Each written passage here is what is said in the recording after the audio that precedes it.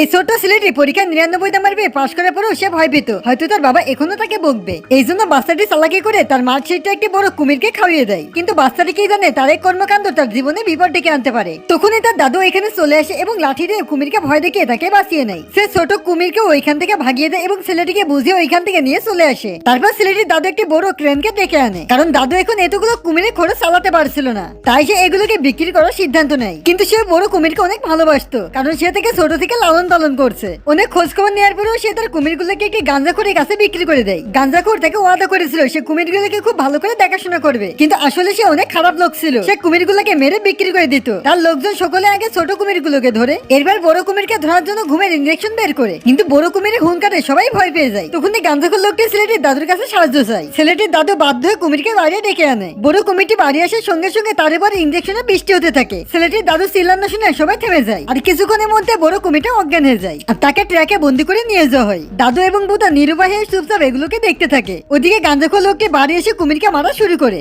সে প্রথমে অনেক খারাপ ভাবে ছোট কুমিরগুলোকে শেষ করে। এরপর সে যখন বড় কুমিরকে আঘাত করতে যাবে ঠিক তখনই তার ঘুম ভেঙে যায়, আর কুমির তার লেজ দিয়ে তাকে একটি বাড়ি মেরে দূরে ছিটকে ফেলে দেয় এবং ওইখান থেকে পালিয়ে যায়। তো বন্ধুরা, ভিডিওটি ভালো লাগলে চ্যানেলটিকে সাবস্ক্রাইব করে দিবে।